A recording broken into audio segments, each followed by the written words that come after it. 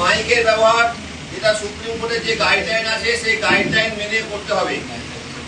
Supreme কোর্টের গাইডলাইনের বাইরে গিয়ে মাইকের ব্যবহার কোনো রকম ভাবে হবে না।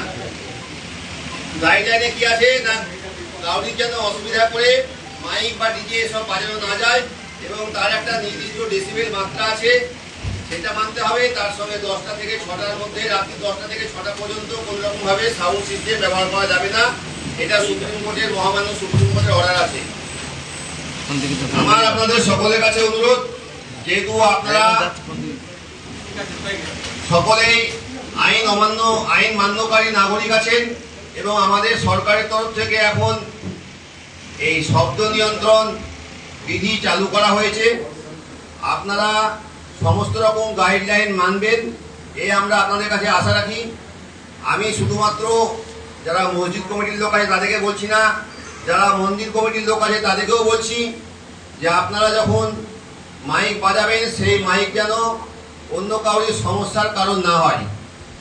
ওই অষ্টপ্রহর সংকীর্তন হচ্ছে, 24 প্রহর সংকীর্তন হচ্ছে, 10টা 12টা করে মাইক গোটা গ্রামে বাজানো আছে, এই জিনিসগুলো এখন বন্ধ করতে হবে। কারণ সরকার বলছে যে কারো রকম কোনো সমস্যা করে কোনো রকম মাইক ব্যবহার করা যাবে না।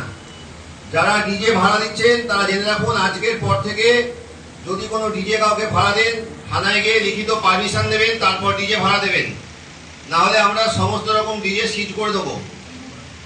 আপনাদের আমরা ব্যবসা বন্ধ করতে বলছি না, আপনারা একটা সাউন্ড বক্স দিন, দুটো সাউন্ড বক্স দিন, কিন্তু একসঙ্গে 4টে-5টা সাউন্ড বক্স দিয়ে ডিজে যদি আপনারা কোনো সময় দেন, আমাদের কাছে যদি খবর আসে আমরা কিন্তু তার বিরুদ্ধে আইনানুগ ব্যবস্থা নেব।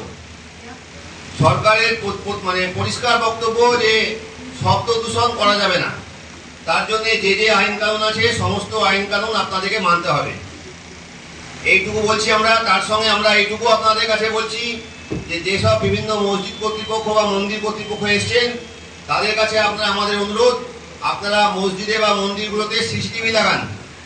কারণ এখন একটা সিসিটিভি লাগানোর একটা হচ্ছে সিকিউরিটির ব্যাপার আছে।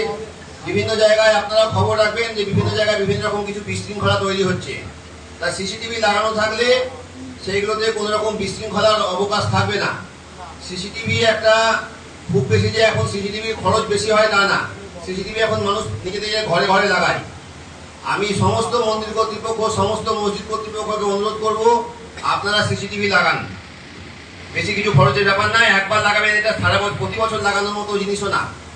তাহলে আমরা আপনাদের কাছে আশা রাখছি যে সরকারের তরফ থেকে আমরা যে বার্তা দিচ্ছি আপনারা সেই বার্তা মেনে চলবেন।